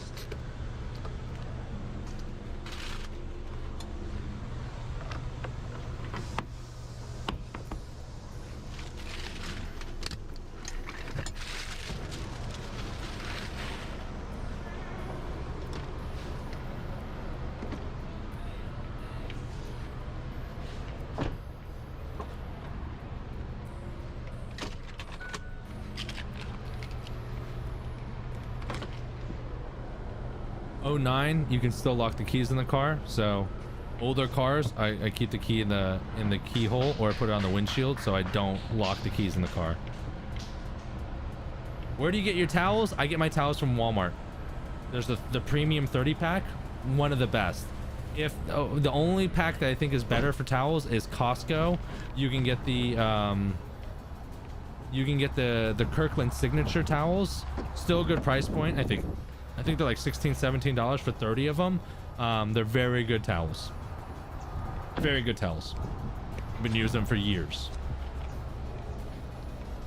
For window tinting, you don't need to have crazy microfiber towels. Not like if you're a detailer or you're a body guy, like you do like detailing exterior like body paint, you need like specific window specific microfiber towels. You know, there's some coarse, there's some finer ones, but with window tinting, it's not very specific in regards to the quality of towels that you need.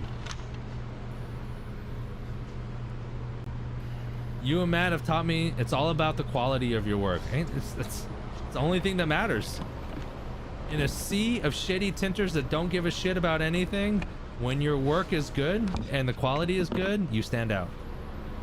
When you actually care, stand out. If you guys do have a film handler and you guys kind of trying to figure out where the center is, that screw is the center. So you just eyeball it. I would James asked, do you plan on getting your own shop and doing mobile? I plan on eventually I want my own facility, but more because of what I do personally. Like I do these live streams, I'd be able to do it out of my own facility. Again, I run and manufacture dry shrink prep. I would be able to do that out of that facility as well. I'd be able to shoot videos, edit videos, do everything there. We're gonna do. It'd be better for me. If I go mobile, this time we're gonna cut the width and the length for this back window. I would get. Sorry. I would. The only reason why I'm gonna keep the van and do mobile is because I'm gonna do houses. Everyone's mobile when you do houses. But for cars, I want cars to come to me. So it have to be very, very special reason, because I have temperature control. I'm gonna have a temperature control bay. It sucks working in Florida with no temperature control. Entering fall, how many cars are you getting a day? Just asking because it's slowing down for me. At the shop in Lutz that I work for, you know, we'd be walking into one booking a day, but then like walk-ins would happen. You'd get 3 or 4 or 5 cars in a day. But it's gonna slow down. You know, I'm working on just getting 1 a day, 2 a day. I think my goal is like 2 or 3 a day, so just gotta keep the advertising going. So I'm gonna check and see what we got from top to bottom. From edge to edge, we're at like 1 and 1/8, 1 foot 1/8. So I want to give myself at least, the bottom edge is a straight edge, but the top edge curves. So give me say 1 and 1/8. Then we give another 1/8 to 1 and 3/8, 1 foot and 3/8. That's what I'll do. Oh, James, don't be sorry about asking the questions, brother. That's the whole point of this whole thing, man. Ask all the questions you want. Don't be sorry. Don't ever be sorry for learning, bro. Edge is all the way back there. Fuzz says it takes me 5 hours to do a full tint, minus the windshield, but it's cherry as fuck. Hell yeah. 57. 5 hours? Screw it. That's solid though, right? That's all you care about. That's all that matters. 57 and 3/8. Next time, ask the client, would you rather me done in an hour and it'd be shitty, or be done in 5 hours and be perfect? I bet you I know the answer.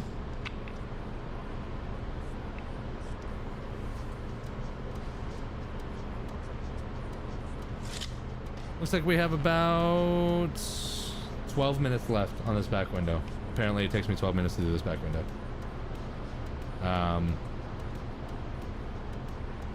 But then that's it. We're gonna wrap it up for this live stream. So almost done, guys. Hang tight. All right, so I'm gonna eyeball it so that the edge of the film is gonna be over the 28. 48. Right about there.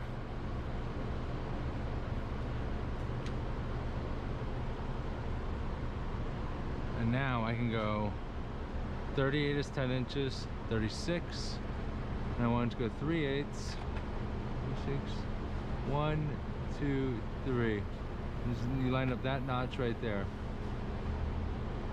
Let's give ourselves a little bit more of a buffer. Let's go 30. Let's go a full half. So this is the blade that's going to cut it. Put that to the side here. Now what do we say? That's going to cover the top and bottom. What's your price range for a full tint removal? 3/8, I think I said. Yes. My price range for a full. 57 3/8. So, question for R&R: what's your price range for full tint removal? Full tint removal, if the car is 1 to 6 years old, I charge $150. If it's 7 years and older, I'll probably charge like $350. I think that's a good range, good price range. Just because after 7 years, most likely it's going to be a scrape job. It's going to take me a lot longer to do versus how I removed it here. So.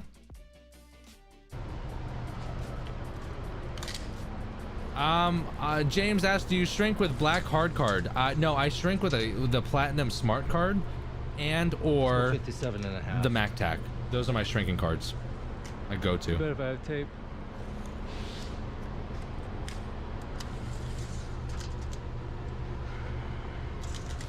Microfiber towels, the Rag Company. Look that up.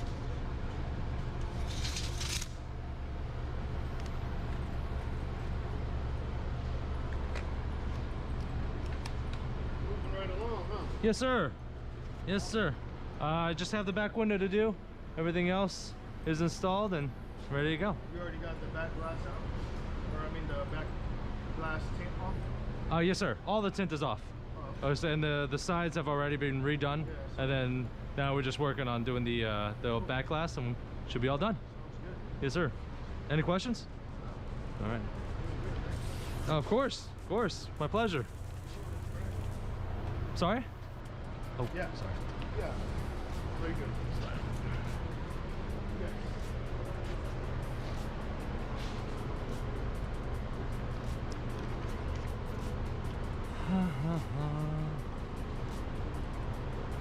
Alright, so I've been putting it over this bar and I'm pretty sure I'm supposed to be putting it under. Oops.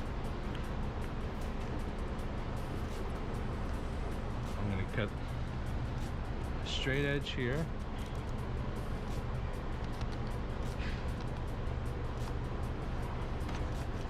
So now I know I got a 90 right there. Yeah, using a felt card definitely makes it a little safer. All the way down.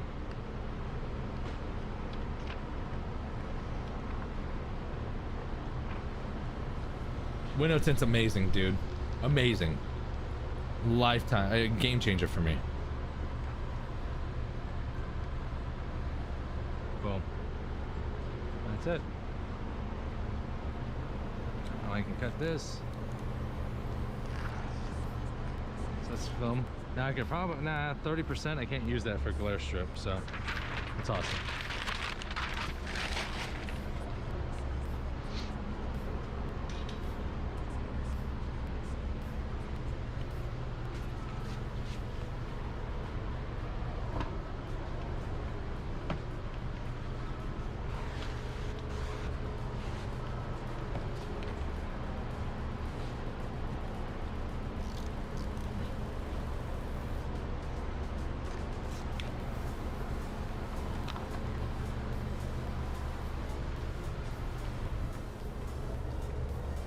I'm gonna reverse roll it, so I'm gonna go ahead and do that right on the car. So now the side to side will be enough length, and then up and down should be just enough, so all I'd have to do is pretty much trim the excess right here that goes around the molding.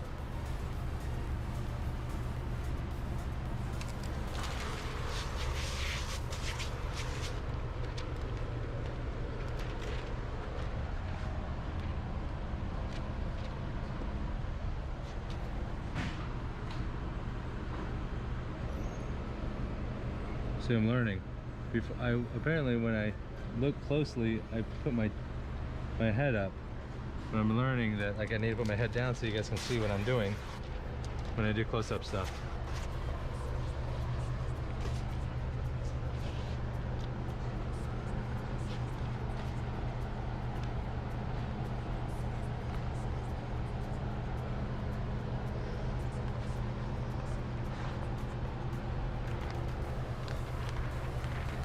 this is obviously better for me. I'd rather do this and this instead of getting in the back of the truck and get a light going and do that whole number.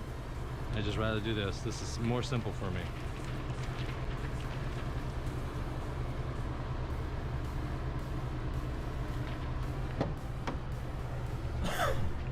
So I don't roll it all the way because I don't want it to start unraveling on me. I'm gonna open up a door so we can get some more light in here. So I'm just gonna leave it like that, just a little bit left, and put it down somewhere it ain't gonna fall. It's gonna be a pretty straightforward installation. The only thing I don't like is this right here.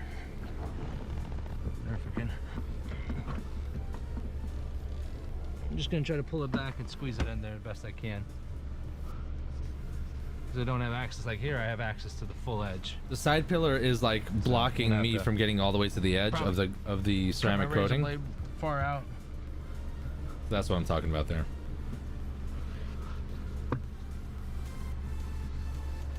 See, so all I'll be trimming is right here, essentially. Yeah, up and down is gonna be solid. It's gonna be the left and right.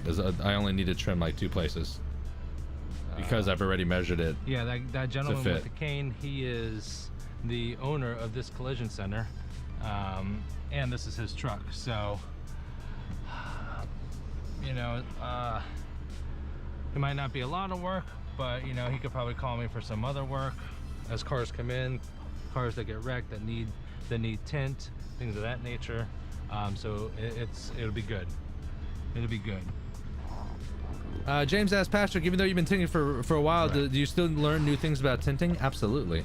New versions of cars come out every year. New ways to do things come out. We're all you know, clean. You know, 6 months ago, no one was clay barring back windows. Now everyone's clay barring back windows. Now like again, people learn different as tricks. I'm rolling, the liner is here, so I'm rolling the liner on top and the film on the bottom. So as it comes to the end, here, hopefully you can see this. The liner's still here. Film is on this side, liner's on this side. So I'm gonna stick it, and then I'm gonna let the liner stick to the roll. So now here's the liner. It's gonna stick to the roll, and now you just let the film undo. And that's how you get the film, that's how you reverse roll. I have a video of me reverse rolling, and people don't believe I'm actually doing it. Now, because I know that this film is square, I'm gonna go ahead and use the bottom as a guide as I unroll.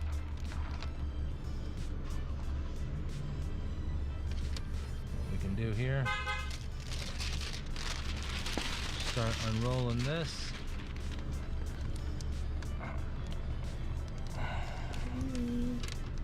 Oh.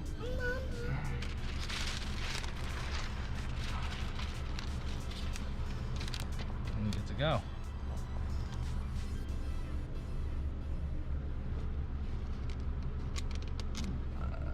The old lady had to take the dog out. The liner. Boom, look at that, that's beautiful. The only thing I'm going to be careful of is right here. I'm going to try to push this back as far as I can when I slice that end. From here, take your razor blade, just trim. Boom. Done. Same with this side.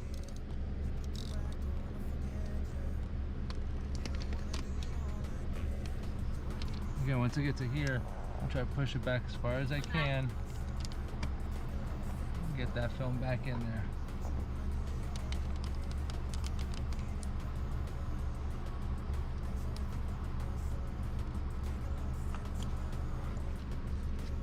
There you go.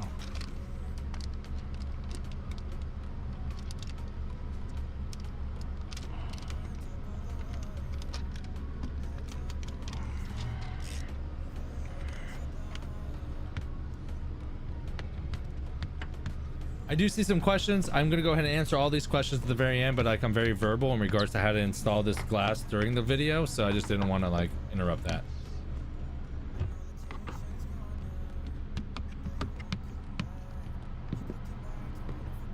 DJ.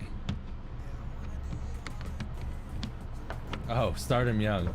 Yeah, that's my boy. That's my youngest boy. He's 4. That's Finley. He come cruising in here.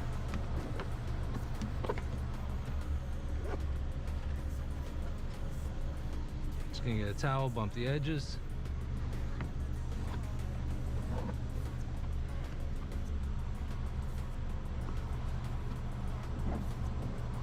And that, ladies and gentlemen, is a wrap.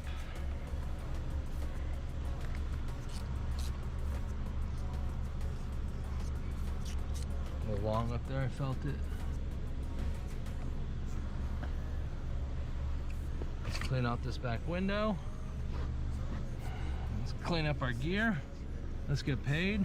Let's go home. Enjoy the rest of our day.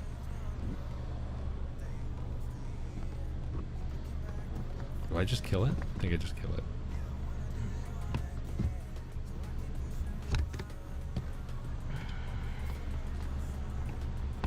Those headrests are easy to come out, by the way. You see there's 2. Where I was pushing it, there was 2. Let's try again right here in the middle. Oh, there's not one in the middle. On the right and on the left, there's 2 little buttons. You just gotta push them in, and then you can pop them out. Pretty easy. So at that point, guys, I go ahead and I shut off the camera, and that's pretty much it, really. At that point, I clean up all my tools. I get all the film out of the way. I basically lock up before I like close out the client. What I usually do is I clean up everything. I get my tools out of the way. I get the film out of the way. I clean the windows. I clean the inside. I sticker the door locks. I fill out the warranty information, and I get everything ready. That way, when I cash them out and they pay, they're not sitting there watching me for 20 minutes, like get my shit and leave. You know what I mean? So that's the important thing. That's what I do.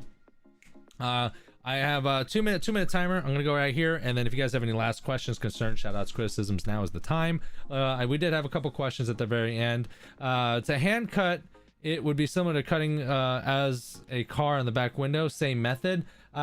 George Vargas, it would be a different method because you would have to shrink the back glass of like a standard sedan or a coupe. I haven't seen a window on a sedan or a coupe that didn't need to be shrunk. Like the trucks doesn't need to be shrunk, so the method is just a little bit different. Jeff H said, how do you get the headrest out? I just tinted one, I could not get them out. What's the magic? Again, there's 2 buttons, but sometimes there is a small button, like that little knob that you saw. Let me see if I can. Hold on. Okay, so right here, these are the buttons, these are knobs here, right? So there's a button on this side, on the side of it, and there's another button here. This button is very visible, and this button is not that visible, but it's there, right? Sometimes on this button, there's a secondary button in the middle, and you have to like put like either like a small sharp tool or like the corner of a Platinum Easy Reach, and you have to depress that button before you can push the actual button in. So that's the trick to those. I know what you're talking about, and I can guarantee you that's where you get hemmed up for sure.